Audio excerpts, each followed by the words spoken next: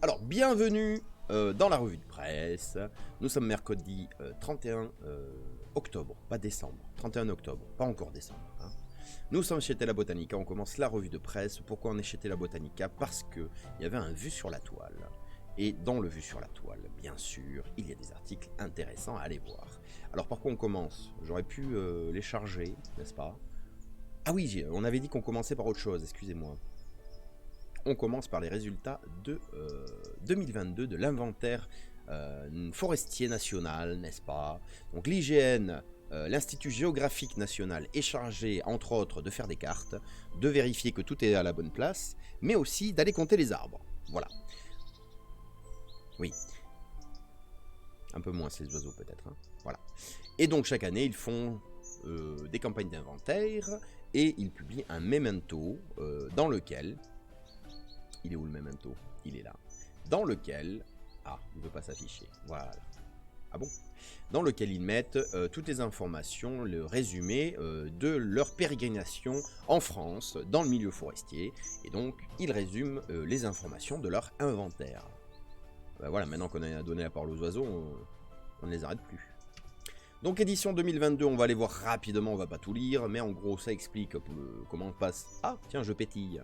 Oh, je me disais aussi, un stream parfait, ça aurait été étrange.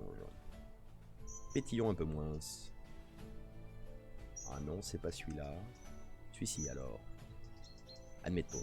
Contraste. Non. Ouais. Non, touche pas à ça, voyons. Voilà, je pétille moins, ça me plaît. Un inventaire de champignons, c'est un memento mori. Ouais, ça peut. Je sais pas. Est-ce que ça existe? Est-ce que ça existe? Memento mori.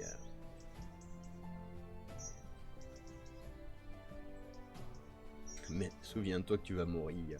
Non. Memento mori sur YouTube. Ah ouais. Memento mori sur Facebook. C'est incroyable. Memento mori en dessin. Oh. Magnifique.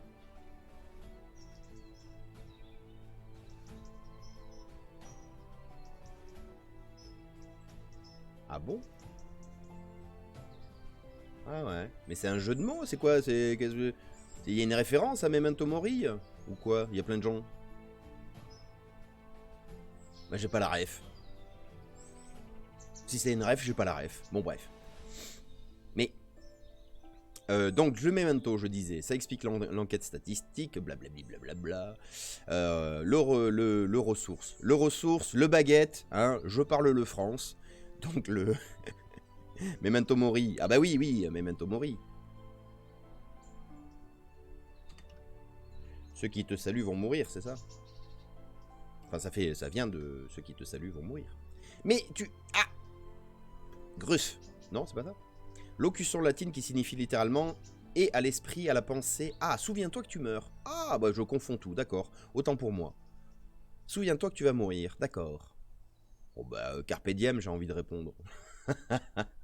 Allez, trêve de blabla. Donc ça y est, je n'ai toujours pas le mot. Le résumé, oui bien sûr, mais ça c'est le sommaire. La surface forestière dans les Outre-mer, en France, le taux de boisement, le bois vivant sur pied, les principales essences. Bref, si vous voulez faire un point sur où en est la forêt française, où en était la forêt française l'année dernière, puisqu'il y a toujours un petit décalage, c'est le document gratos, hein, en PDF, que vous pouvez télécharger sur le site de l'IGN. L'adresse est là-haut, de toute façon vous tapez IGN Memento 2022, vous tombez dessus normalement. Cartographie sylvicole, tout à fait. Donc voilà, une petite carte de la France avec des zones que vous ne connaissez peut-être pas, c'est ce qu'on appelle les régions, les serres, SER, gna gna gna. Attendez, ça y est, j'ai perdu la définition. À force de ne plus le dire, eh bien on ne le dit plus et on ne s'en souvient pas, évidemment. Taux de boisement par département. Non, par grande région. C'est où? C'est où? Au secours, je suis perdu. Non, attendez, je vais trouver. Pas de panique. Pas de panique. Pas de panique. Voilà. Sylvo-écorégion. SER. Sylvo-écorégion. C'est bon. Donc, une carte avec les sylvo-écorégions de France et avec le pourcentage de boisement.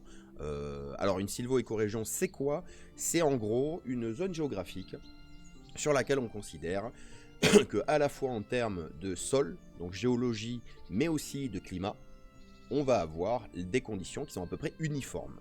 Et donc vous voyez que, évidemment, le massif des Landes, c'est des conditions uniformes. Là, on est dans le massif central, donc il y a plusieurs sylvo-écorégions en fonction de l'altitude. On retrouve ces mêmes découpages dans les Alpes et dans les Pyrénées en fonction presque de l'altitude. Mais c'est pour vous dire qu'en France, il y a plusieurs sylvo-écorégions, donc des régions dans lesquelles on va trouver une adéquation, en tout cas une uniformité de conditions pour que certaines plantes puissent pousser. Et on peut voir donc les taux de boisement, alors c'est très résumé, hein, mais en gros le nord de la France est quand même beaucoup plus boisé que le sud, excepté bien sûr le massif des Landes et le massif central qu'on va considérer dans le sud. Hein, voilà. Et l'Alsace, mais c'est incroyable, l'Alsace, la Lorraine, le nord-est de la France, en tout cas aussi boisé que dans les Landes. Incroyable. Mais avec une autre végétation bien sûr. Les surfaces forestières, donc là on a un petit tableau qui nous résume, et une carte aussi, qui nous résume les surfaces forestières en France métropolitaine mais aussi en Outre-mer. Ça nous donne surtout l'évolution des surfaces boisées. Donc c'est l'évolution depuis quand? D'une année sur l'autre? Ou un résumé par an depuis 20 ans? Je ne sais pas, je ne le vois pas. Bref, en tout cas, l'évolution des surfaces forestières, on peut voir Guadeloupe, Martinique, Guyane, Mayotte et la Réunion. Il y a des petits changements mais qui sont à 0, quelque chose. Donc il y a 0,4 ou 0,5% de forêt en plus en termes de surface. Vous allez me dire en Guyane, c'est stable, mais qu'est-ce qu'on prend? Martinique plus 0,4%, il y a 52 000 hectares, 1% ça fait 520 hectares, donc une variation de 0,4%, c'est quand même une variation de 260 hectares, un truc comme ça.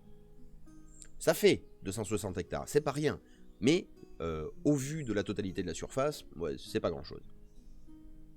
La forêt en France métropolitaine, donc ça nous donne avec des petits pixels là, les forêts, les bosquets, les trucs, les machins.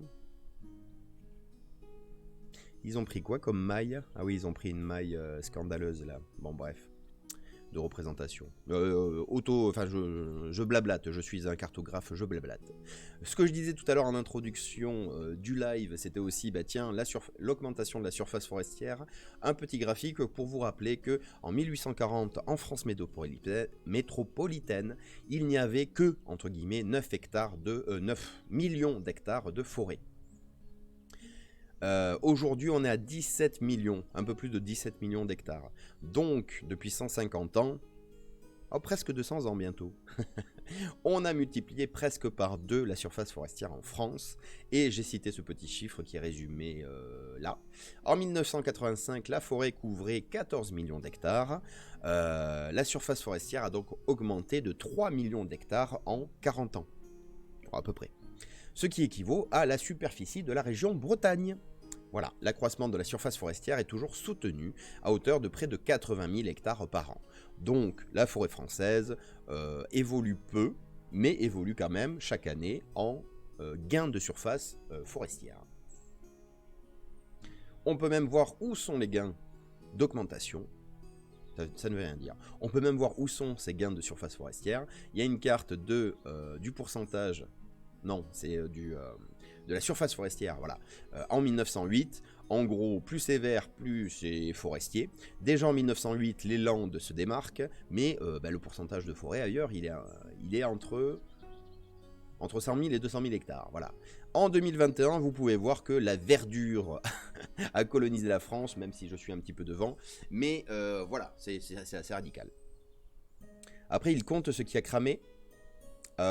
Du coup, vu que là c'est le résultat de l'inventaire 2021, je sais pas entre quand et quand. Je pense pas que ça soit compté. Mais alors, pardon, excuse-moi, j'ai répondu trop vite. Une forêt qui a brûlé, ça reste quand même une forêt. C'est-à-dire que administrativement parlant, c'est une surface forestière.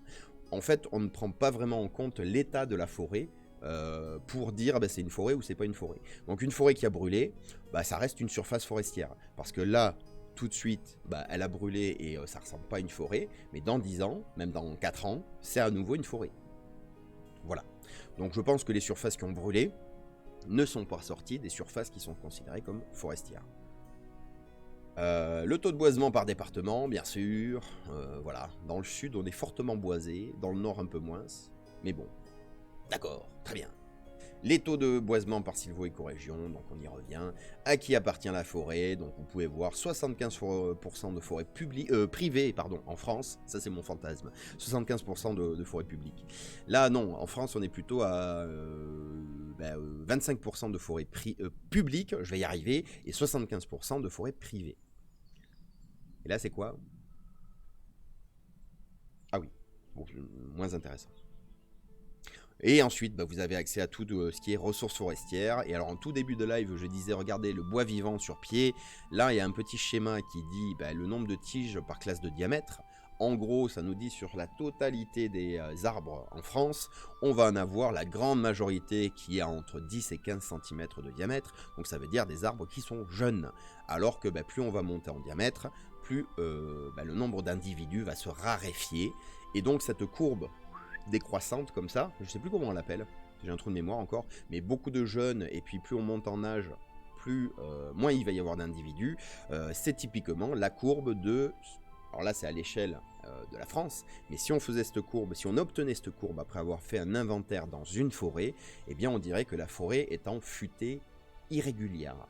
C'est-à-dire qu'il y a beaucoup de diamètres différents et qu'il y a une répartition des arbres qui est typique de ce qu'on appelle la futée irrégulière. Quelques vieux gros semenciers, des arbres en dessous qui sont un peu plus jeunes, et ça descend jusqu'au sol, et on retrouve tous les représentants d'une forêt, donc les semis, c'est-à-dire les tout petits arbres, les premiers stades végétatifs, donc les gaules, les perches, etc. etc. C'est du langage technique, hein, c'est pas vulgaire. et du coup, on a une représentation de la forêt avec une diversité d'âge et de diamètre. Et bien là, on retrouve exactement la même courbe qui, pour une forêt, serait une courbe de futée irrégulière, mais à l'échelle de la France. Donc on ne peut pas dire que la France a des forêts qui sont des futées irrégulières, mais l'ensemble, ça montre quand même que on est sur un petit peu la courbe idéale de la futée irrégulière, avec beaucoup plus de jeunes que de vieux. Voilà. Après, ça parle en naissance, bien sûr, les conifères, les feuillus, et on peut voir chez les feuillus, c'est quoi? Les chênes qui dominent, le hêtre ensuite, voilà, chêne hêtre, principaux représentants de nos forêts, et chez les résineux, c'est où? Ah oui, ça va être le sapin, l'épicéa, ils sont un peu tous à égalité en fait.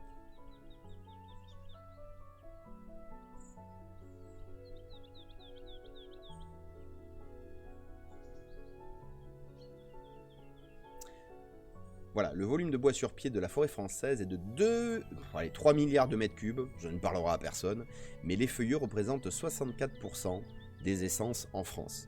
Donc vous le voyez sur ce schéma, alors c'était pas bien clair, hein, mais les feuillus c'est tout ce qui est en vert, et en effet ça dépasse largement la moitié, donc à l'échelle de la France, on a encore toujours plus de feuillus que de résineux. Bon, vous allez me dire, il y a des endroits où il y a beaucoup plus de résineux, le massif des Landes par exemple, donc la répartition n'est pas équilibrée.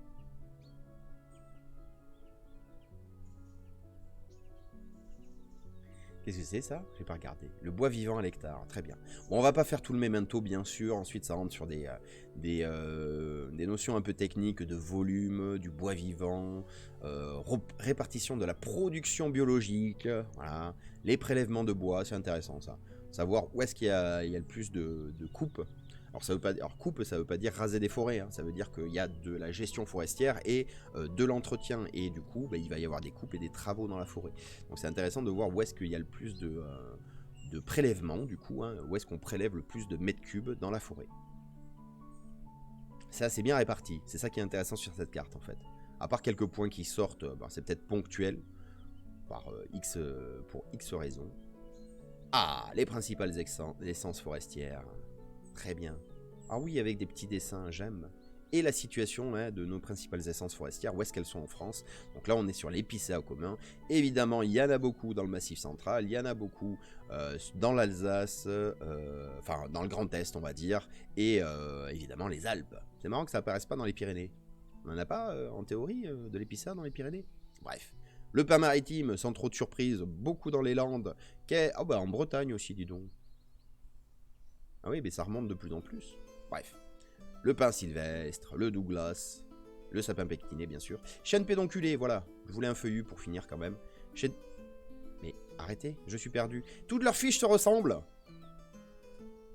Chêne pédonculé, voilà. Donc répartition du chêne en France, vous voyez, il y en a quasiment partout. Comme quoi, les droïdes bretons nous ont laissé des chênes partout en France. J'adore. Allez, ça suffit pour le memento. Quelle heure est-il? Ah bah oui, ça commence à tracer. Donc, Tela Botanica, je disais, est-ce que je voulais voir autre chose? Non, je ne crois pas. Actualité de l'ONF, ouais, mais ça c'est pour plus tard. Qu'est-ce qu'ils ont, l'actualité de l'ONF? La forêt domaniale d'Aloni, une très bonne saison pour les glands. Ah bah voilà, ça recommence. Ah oui, on peut commencer par ça, c'est rigolo, vous allez voir. 200 glandeurs, entre guillemets bien sûr, hein, petits et grands, se sont relayés dans les peuplements classés de la forêt d'Aloni pour récolter près de 2500 litres de glands.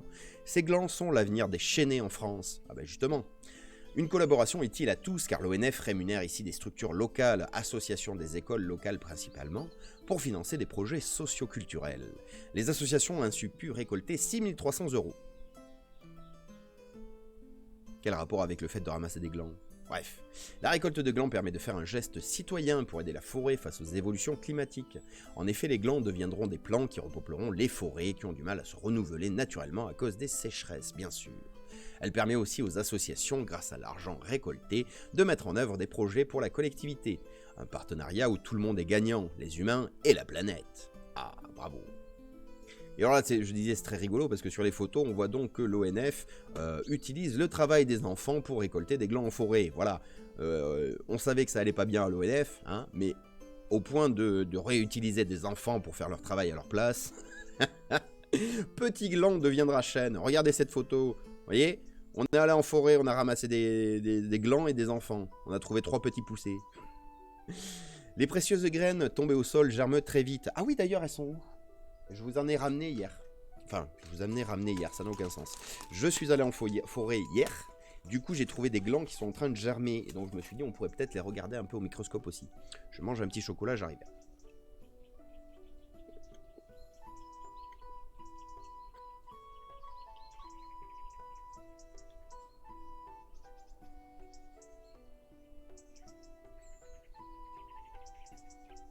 Du coup, les précieuses graines tombées au sol germent très vite. Donc, on parle des glands. Hein. C'est donc une course contre la montre qui s'engage et que doivent gagner les équipes de l'ONF et les glandeurs.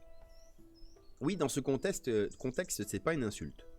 Car l'utilisation d'une graine déjà germée est exclue. Les fruits sont mis dans des sacs qui sont ensuite scellés, étiquetés et dotés d'un certificat de provenance pour assurer la traçabilité des graines. Puis ils sont envoyés à la sécherie de la Joux, dans le Jura, maillon essentiel de la reconstitution et de la diversification en espèces d'arbres des massifs forestiers soumis aux impacts des changements climatiques. Ouais, ils font sécher des graines, quoi. La sécherie est l'un des 2 principaux fournisseurs français de semences forestières. Les semences y sont extraites des fruits, nettoyées, triées, analysées et conditionnées et conservées avant d'être transférées en pépinière pour devenir des plants, puis être transposées en forêt pour devenir les grands arbres majestueux de demain. Bien. De nombreux chênes des forêts domaniales font partie des peuplements classés, dotés de qualités recherchées comme la rectitude du tronc, l'équilibre des branches, l'absence des défauts dans le bois. Ils sont porteurs d'un patrimoine génétique exceptionnel qui se transmet naturellement à leurs fruits. Oui, non, mais au secours. En récoltant ces glands, les forestiers constituent une réserve précieuse qui pourra servir à boiser ou reboiser des forêts. Mais il faut faire vite, sur une fenêtre de 2 à 3 semaines, entre mi-octobre et début novembre, avant que les glands ne commencent à germer, deviennent véreux ou soient mangés par les sangliers qui en raffolent. Sur quoi je voulais m'arrêter ? Ah oui, du coup les peuplements classés, qu'est-ce que c'est ? Comme c'est expliqué. Oh, bon matin à tous, nous dit Track High Mountain, et bienvenue, bon retour, ça fait plaisir de vous voir dans le chat. Comment ça va, monsieur Mountain? Monsieur Mountain. Ah ouais, il faut faire attention. De monsieur Mountain à monsieur Montaigne. Montaigne. Intéressant.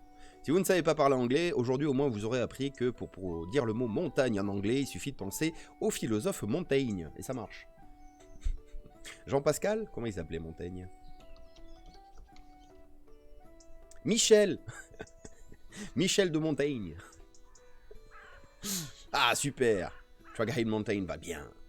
Et du coup, je disais quoi? Je disais, oui, les peuplements classés, qu'est-ce que c'est? Ben, c'est des peuplements qui, comme ça a été expliqué, hein, ont été sélectionnés pour leur qualité, pour les qualités recherchées si on veut exploiter du bois. Donc c'est pas forcément une génétique des plus naturelles, entre guillemets, mais c'est une génétique sélectionnée, c'est-à-dire que on va dans les peuplements où les arbres poussent bien, présentent de bonnes qualités, comme ce qui a été dit, la rectitude du tronc, la vitesse de pousse peut-être, l'équilibre des branches, l'absence de défauts dans le bois, donc ça c'est des critères techniques, mais ça peut être aussi des critères, comme je disais juste avant, qu'est-ce que j'ai dit? Je sais plus. Oui, critères phénologiques, c'est-à-dire des arbres qui savent mieux tirer parti des conditions dans lesquelles ils poussent, peut-être qu'ils poussent un petit peu plus longtemps, qu'ils sont plus résistants au gel, plus résistants à la sécheresse, etc. Donc il y a plein de traits, ce qu'on appelle ça des traits en génétique, il y a plein de traits qui sont sélectionnés, et donc quand on a une forêt qui produit des individus avec des beaux et des bons traits, eh bien on va les récolter des glands en espérant que cette génétique soit transmise aux descendants. Parce que vous savez, la génétique, c'est un petit peu le euro-million de la nature. On sait jamais, on joue, mais on sait jamais ce qu'on obtient à la fin. Hein. Et du coup, ça récolte des glands pour permettre des nouvelles plantations. Alors, nouvelles plantations, soit des plantations de terres qui n'étaient pas forestières, soit des renouvellements de forêts par plantation. Donc, des endroits où il y avait une forêt, c'est exploité et on replante derrière. Très bien, merci pour les petits glands. Et donc la principale info quand même de cet article, c'est que l'ONF emploie des enfants. Hein. Voilà, c'est tout ce que j'ai à dire. Memento Mori, non, ça suffit, calmez-vous. On revient chez Tela Botanica. C'était comment elle s'appelle leur chronique, ça y est, vue sur la toile. Voilà, il avait déjà oublié. Hyperion, on l'a vu, le millepertuis, pourquoi pas, les plantes sauvages, la mortalité, je sais pas quoi. Les super pouvoirs des plantes forêts tropicales. Allez, vendu. Quelle heure est-il? Ça va.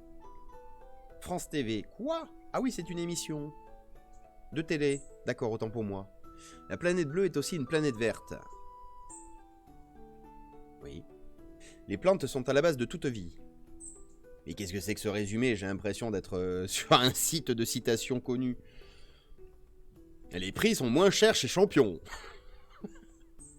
Présentes dans tous les écosystèmes, elles sont d'une vivacité remarquable et mènent une vie secrète. Oui, peut-être. Ah, Jean-Michel Corbeau est avec nous. Presque imperceptible. De quoi, les plantes? Mais vous êtes des malades. Sur plus de 3 années, l'équipe a tourné dans 27 pays grâce à une technologie de pointe alliant images accélérées, drones et dernière génération de caméras. Et il fallait bien ça pour filmer des plantes. Les forêts tropicales comptent parmi les environnements les plus riches de la planète. Pour les plantes, la compétition fait rage.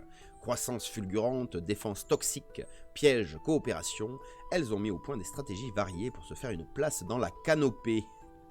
C'est drôle. C'est drôle. Bon bref. Et je n'ai pas de compte chez France TV, donc on ne peut pas voir un petit extrait. Mais apparemment... Oh, mais c'est une série. Attendez. Ah oui, ça c'était le premier épisode sur les plantes tropicales, mais ensuite on a quoi? Lacs et rivières, la diversité de mondes aquatiques. Qu'est-ce qu'on a d'autre? Au rythme des saisons. Les stratégies élaborées pour exploiter l'environnement en perpétuelle évolution. Ah oui, pourquoi pas. Désert et plaine aride, comment survivre sans eau? Oh. Bon ben voilà, il y a une série de reportages et le making of, d'accord. Nos meilleurs alliés, les plantes. Ah, j'aime beaucoup. L'histoire de l'humanité est aussi celle de la relation des hommes avec les plantes, de leur domestication, jusqu'à la quête de nouveaux équilibres. Ah, ça c'est clair. Bon, ben on peut pas jeter un œil, mais c'est dommage. Alors les plantes et la civilisation, je tiens juste à vous rappeler que notre alimentation est composée à au moins 75% de choses qui viennent des plantes. Et notre médication, ah, c'est encore plus important j'ai l'impression, est composée à 80-90%, je sais plus.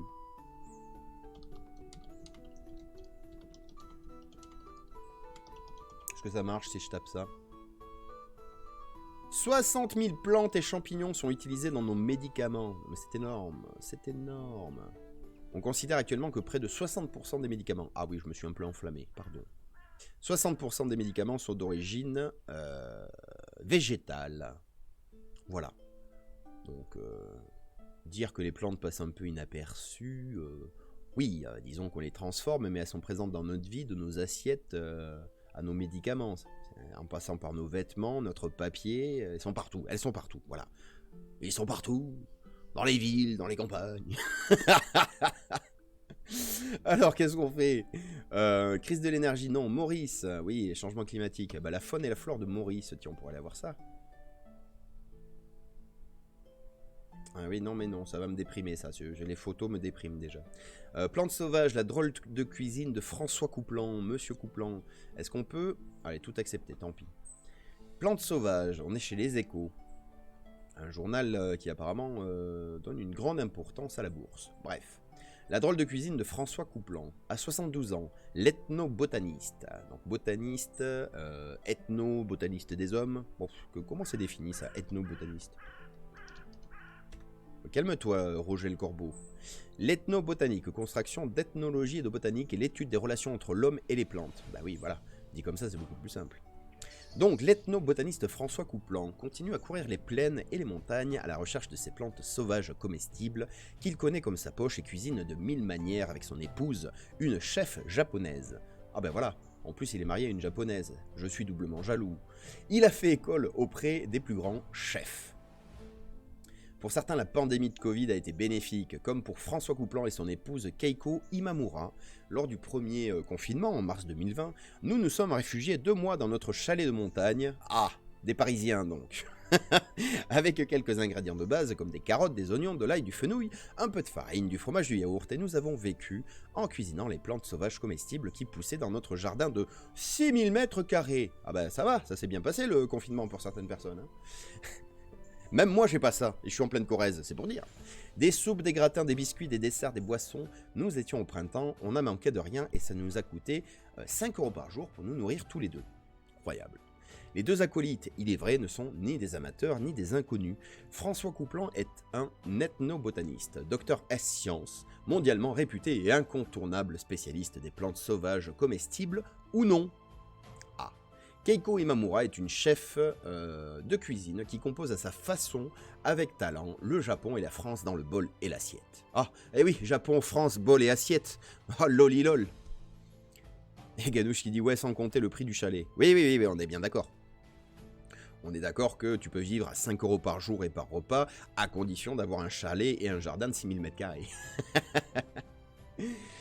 De ce confinement est sorti un nouveau petit livre de 65 recettes. On y apprend à préparer un raita indien au yaourt et à la pemprenelle, ce condiment sauvage légèrement astringent qui fleure bon le concombre et la noix verte, mais qui a succombé en cuisine aux assauts du persil domestiqué. Oui, certes. Alors, du coup, il parle de la pemprenelle. Ah, la pemprenelle, ben, j'en ai devant chez moi. On pourrait même aller en chercher là tout de suite. Voilà, magnifique pemprenelle. Une petite fleur de la famille des rosacées, si je ne m'abuse, si ma mémoire est bonne. Et j'ai envie d'aller la voir. Ah bah tiens, regardez, la petite pemprenelle au goût de concombre. Le revoilà, Christophe de Haudy. Il est partout, il est partout. Du coup, la sympathique... pardon. Donc ça, c'était la recette... pardon, c'était l'exemple de raita indien au yaourt et à la pemprenelle. Ou alors la sympathique et poétique salade aux feuilles de nombril de Vénus. Qu'est-ce à dire qu'un nombril de Vénus ? Si vous avez été attentif ou si vous êtes du style à flâner en ville et à regarder les murailles, les vieilles murailles de préférence, vous avez dû apercevoir... Ouais, ça c'est bien. Ah, là, on voit le mieux. Ces petites plantes... Voilà. Ah, l'image est poucrave. Autant pour moi. Attendez. Outils. Taille. Grande taille. Bon, allez, admettons. Paf. Ouvrir.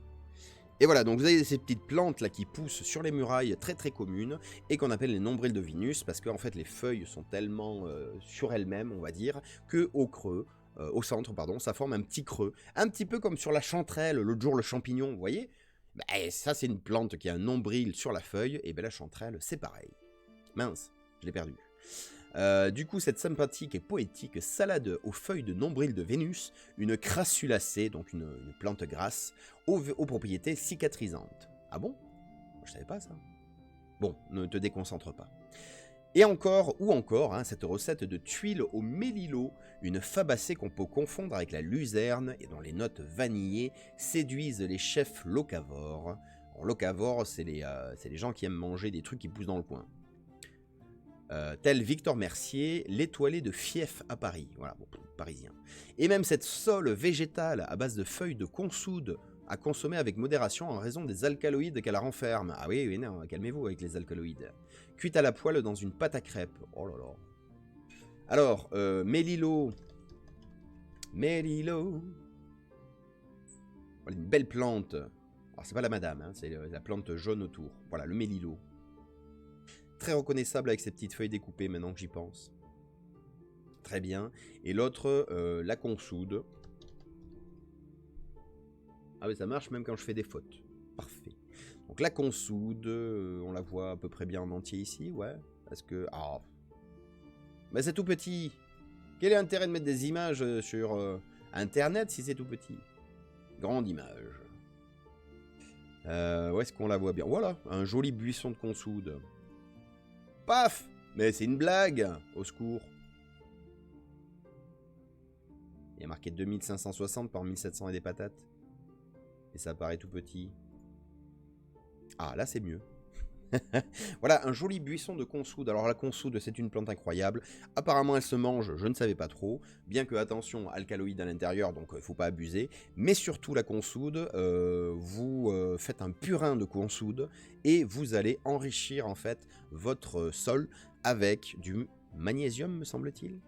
Non, pas du magnésium, du potassium. Oula, oula. On va aller vérifier ça. Potassium, hein.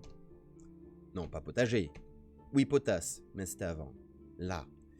Grâce à sa forte teneur en matière organique, notamment en potasse et en calcium et un peu en azote.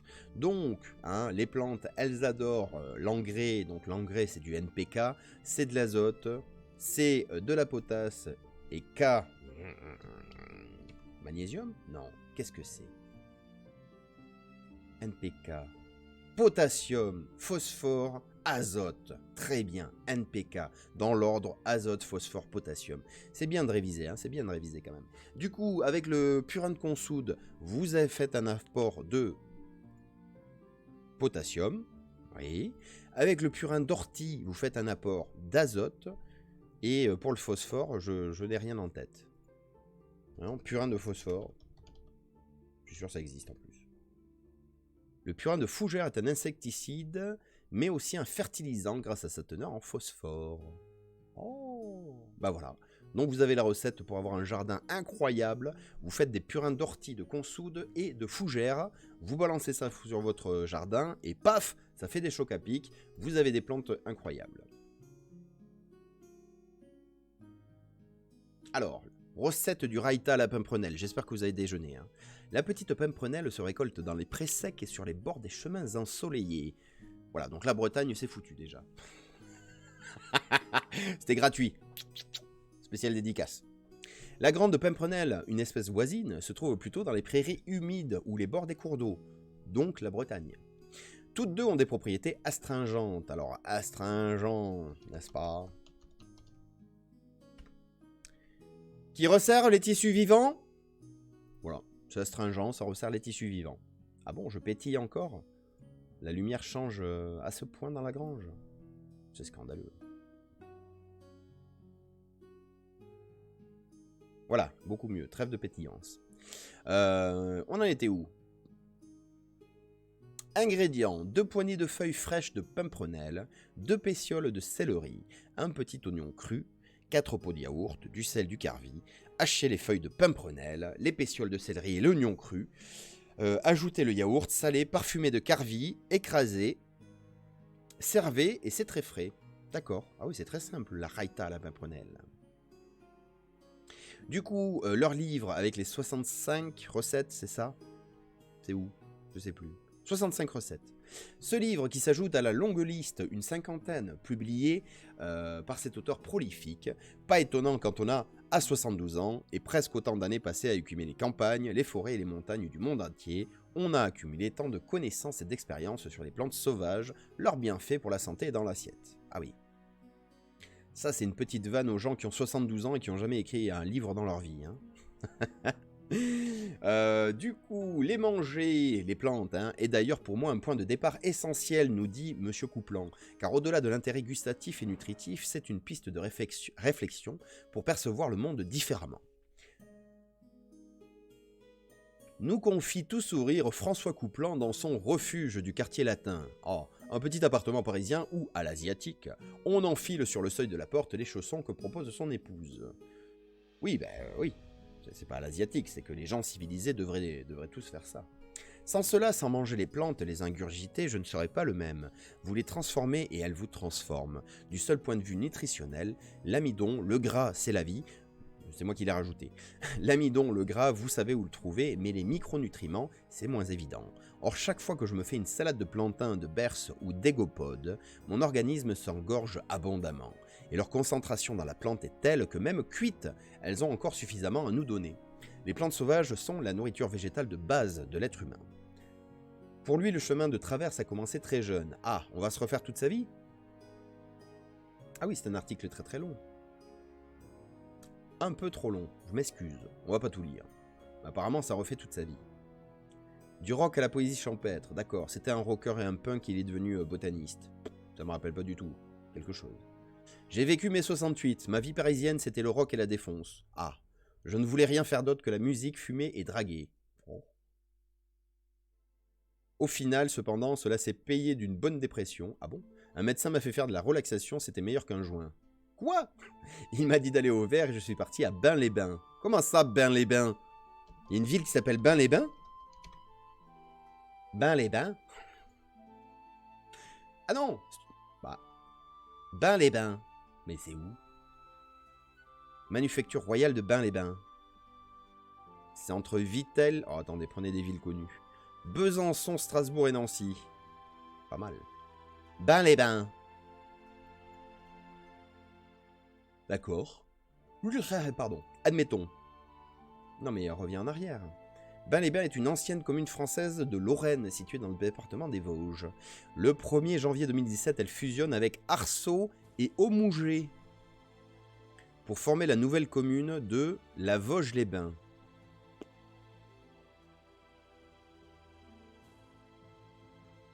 Loin de moi l'idée de critiquer, mais vous avez Arceau, Aumouget et Bain-les-Bains. Vous fusionnez et vous appelez ça la Vosges-les-Bains. Ça doit avoir un sens pour les gens du coin, mais Bain-les-Bains, il n'y a que moi que ça fait bloquer. Bon, bref. On a été où? Donc il est parti à Bain-les-Bains, dans les Vosges, où son père dirigeait le centre thermal. Ah, là j'ai fait une rencontre déterminante. Henri Martin, botaniste de 80 ans, instituteur. Il m'a envoyé cueillir les plantes avec toutes les indications. Un vrai défi, je n'y connaissais presque rien, mais je ne revenais pas avant de les avoir trouvés. Au retour, sa femme nous servait un verre de vin de noix pendant qu'il nous disait l'un de ses poèmes. Ah oui, quand même. Ce garçon a eu une vie que nous recherchons à travers les jeux vidéo. La débauche, l'émission de type, comment on appelle ça, chronopost, n'est-ce pas? Va chercher tel truc à tel endroit, reviens me l'apporter et je te filerai un marteau. Et donc lui, sa récompense, c'était un verre de vin et un poème. Pourquoi pas? Autre rencontre importante sur sa route, celle d'un oncle par alliance dans les Alpes de Haute-Provence qui, lui, avait tout quitté pour devenir berger et végétarien. Ah bon? Ces concepts. On écumait les garrigues. C'est à 20 ans que l'appel de la nature va être impératif. Je voulais vivre en immersion, ce que j'ai d'abord fait un peu en Corse, où j'ai posé les bases de ma méthodologie, puis 10 ans aux États-Unis. L'eau, l'air, on en trouve, mais la nourriture, c'est plus dur. Je partais des jours entiers en forêt, loin de la civilisation, avec un peu de farine, d'huile d'olive, de sel, et je complétais avec les plantes et les baies sauvages. J'ai compris qu'on a besoin de très peu pour vivre, et qu'en survie, même la moindre bouillie du matin est un mets de roi. Ah, ça c'est clair. Quand t'as la dalle, même sucer des cailloux, c'est génial. Cette idée de se sentir chez lui en pleine nature, quelles que soient les circonstances, ne l'a plus jamais quitté. Voilà, je vous laisserai continuer par vous-même si ça vous intéresse. En tout cas, j'ai trouvé très intéressant ce côté. J'étais un punk à chien, et puis on m'a donné une raison de vivre qui était va chercher des plantes, et maintenant je suis une référence en botanique et en ethnobotanique. Est-ce qu'on peut voir sa tête à monsieur Couplan? On l'a vu, je sais, mais là tout de suite. Image. Bravo. Et en plus, il a une bonne tête. Incroyable. Salut Monseigneur Rocha, bonjour tout le monde, comment ça va bien? On est sur François Couplan, ethnobotaniste et écrivain français spécialiste des utilisations traditionnelles des plantes sauvages comestibles qu'il a étudié sur les 5 continents. Ah d'accord, carrément. Bah j'ai loupé ma vie quand je vois la vie de ce monsieur. Allez, trêve de blabla, on va passer à autre chose. Quelle heure est-il? 8h43. Ah, ça passe à une vitesse. Ah, Monseigneur qui se réveille à peine. Bien dormi? Ouais, ça va. Et j'ai réussi à me réveiller, c'est incroyable. Hein. Et on va pas tarder à refaire une petite pause, mais avant ça, on va aller se mater une petite vidéo. Comme promis en début de stream. Elle est où? Non, c'est pas ça. Et ça, ouais. Alors, si vous êtes là depuis la semaine dernière, vous avez dû tomber... Merci Monseigneur, GG. Nous sommes tombés la semaine dernière sur une production incroyable, une mini-série web derrière moi, ici, là, produit par la LPO Auvergne-Rhône-Alpes, en association avec le GRA, le GHRA, le groupement herpétologique de Rhône-Alpes. Oui, c'est ça. Donc c'est quoi l'herpétologie? C'est la passion pour tout ce qui est gluant. Voilà, on va dire ça comme ça. Vivant et gluant. Voilà. Donc les crapauds, les guernouilles, les serpents, tout ce qui a une peau un peu squameuse gluante, ça marche. Ah. Donc ça, voilà, les grenouilles, les crapauds, pardon, les guernouilles, les crapauds, les serpents, c'est la passion des herpétologues.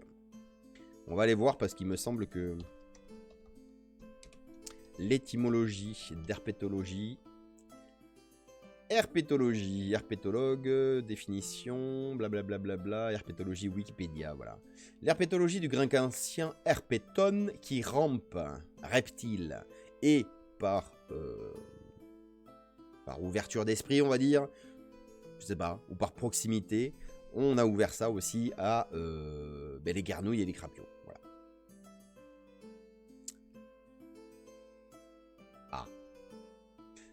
Et la branche de l'histoire naturelle qui traite des amphibiens et des reptiles. La batrachologie est la branche qui traite plus spécifiquement des amphibiens. Et l'ophiologie étudie plus particulièrement les serpents. Ah ben on en apprend des choses. Bref, on rembobine. Le GHRA, donc le groupe herpétologique de Rhône-Alpes avec la LPO, ont décidé de faire une petite web-série avec des messages à caractère informatif et de sensibilisation, mais aussi un petit peu d'humour, puisqu'ils ont repris le premier épisode qu'on avait vu, c'était Gramelot, donc Camelot version GHRA. Avec le gras c'est la vie, puisque GHRA ça fait gras. LOL, humour, hashtag abonne-toi si t'as ri. Le Seigneur des Anours, le Seigneur des Anours, bien sûr. Et nous allons regarder aujourd'hui les Gravengers, l'ère de la migration. Alors let's go, coupons la musique. On lance ça. Mince, qu'est-ce que j'ai fait? J'ai fait une bêtise, au secours, arrêtez tout. Remboursez nos abonnements gratuits.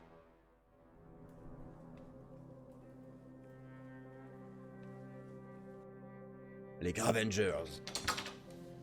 Tiens, quelle surprise! Mes petites danseuses préférées au QG des Gravengers. Rassurez-moi, vous payez un loyer au moins? Ah ça y est, ça va. Désolé, la pêche est finie, tu peux remballer ton épuisette. Très amusant. Et sinon, de quoi discutent les petites starlettes de cette planète? Mais d'un tas de choses intéressantes. D'ailleurs, t'as 5 minutes qu'on discute de ton offre de téléphonie mobile? Il propose des trucs super intéressants. 5 minutes de mon temps? Trop long. J'en perds déjà tellement en t'adressant la parole. Bienvenue à l'école primaire. Oh, c'est Jean-Michel Fury. Je vous préviens, je n'apporte pas de bonnes nouvelles. Quand vous rentrez quelque part, c'est rarement pour de bonnes nouvelles. Nos informateurs du site Sauver les Grenouilles nous ont signalé une hécatombe sur la route entre les mois de février et les mois d'avril. Si vous n'agissez pas rapidement, les pertes seront catastrophiques. À quel type de menace avons-nous affaire? Chaque printemps, des milliers d'amphibiens, crapauds, grenouilles, tritons, salamandres quittent leur quartier d'hiver pour rejoindre leur mare de reproduction. Normalement tout se passe bien, mais ici nous avons un sérieux problème. À cet endroit, la route sépare le bois de la mare et des milliers d'amphibiens se font écraser. Diantre! Voilà effectivement Diantre! un problème qu'on ne pourra pas régler avec un claquement de doigts. Il faut donc les faire traverser nous-mêmes. Tout juste, Référence. vous devez vous rendre sur place. Et pourquoi ne pas simplement fermer la route? Creuser un tunnel? Nous avons déjà réfléchi à ces mesures. La route est très fréquentée, les habitants ne veulent pas qu'on la ferme, et concernant le passage en dessous, c'est encore une question d'argent. Black Widow est déjà sur place, et ça a l'air compliqué. Oula. C'est de la folie ici. J'arriverai pas à arrêter ce massacre seul. Il ne faut pas qu'elle panique, on arrive. Tu pourras me montrer ce que t'as dans le ventre. Trouvez des bénévoles, formez-les, ils pourront prendre le relais. En attendant, les amphibiens ont besoin de notre aide. Ah, sauvons les amphibiens, évidemment. Oula, oulala, des gilets jaunes le retour.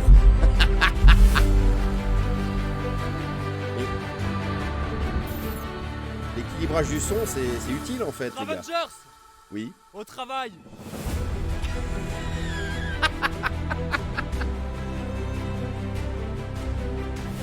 Mais qu'est-ce qu'elle ramasse? J'ai rarement été aussi heureuse de vous voir. Et paf, Voici c'est les gratuit sauts. ça. Prenez-les pour faire traverser les amphibiens. Comment ça? Mettez vos gants avant d'attraper les crapauds. Ils doivent pas être touchés à main nue. Ah, ben voilà. Enfin des images intéressantes. Livrez-moi Thanos. De quoi? Non, mais c'est dans le feu de l'action, je trouvais que ça faisait classe. Bon. Je vais mettre un panneau. Hein. Voilà, fais donc ça. Je crois qu'il y a une voiture qui arrive. Bougez pas les gars, je m'en occupe.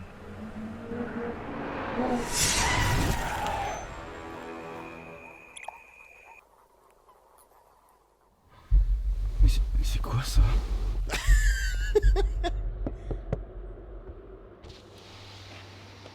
Bonsoir. Bonsoir. Désolé de vous faire stopper, on est en train d'aider les amphibiens à traverser. Une fois qu'on aura terminé, vous pourrez reprendre votre route, ça devrait pas prendre longtemps. J'ignorais l'existence de votre organisation. Comment cela fonctionne-t-il au juste? Eh bien, Ah de non, nombreuses ah personnes nous non. signalent des écrasements d'amphibiens, donc nous on essaie de mettre en place des mesures de sauvetage pendant les périodes critiques. J'ai déjà 20 crapauds communs et 2 tritons alpestres. Je vais les déposer de l'autre côté de la route. Ok, pensez bien à les compter, nous avons besoin de savoir combien traversent. Je note tout. L'espèce, le nombre, la date, l'heure et même la météo. Ah ouais. Ah, y a pas de crapio là, on le J'ai voit. trouvé des locaux, ils veulent bien nous aider. Et en plus, Fake vu comme news. ils sont motivés, ils pourraient bien le faire à notre place. Tu leur as parlé du site Sauver les Grenouilles? Ils peuvent y trouver toutes les informations nécessaires pour participer. Bien sûr, je suis très pédagogue quand je garde mon calme. Voilà la team. Good job. On revient demain? Pas la peine, on prend le relais. Merci pour votre aide. On va pouvoir aller aider d'autres sites, il y en a tellement. C'est Ah, un vous plaisir avez de pouvoir la, agir concrètement pour la vous avez la biodiversité. poignée de main molle, Du là, coup, je si le je reconnais. comprends bien, plus nous serons nombreux, plus nous pourrons alerter les collectivités et peut-être obtenir des solutions pérennes pour ces amphibiens. Tout à fait. Des solutions pérennes.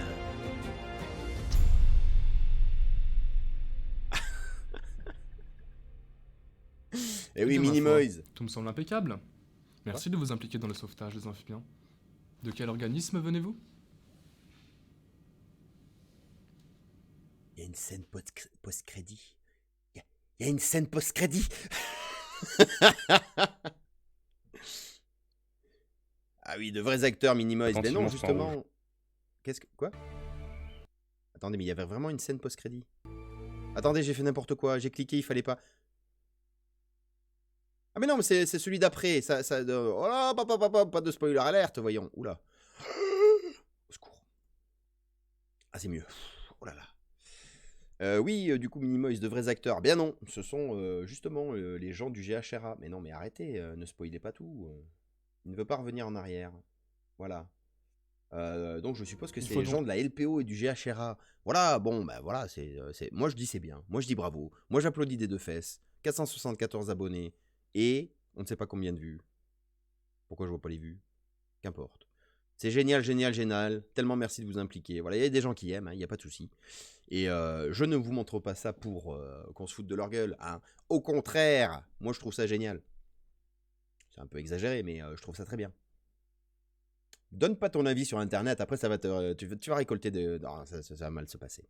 Bref, revenons à de la musique d'ambiance. Hop là. Ah oui.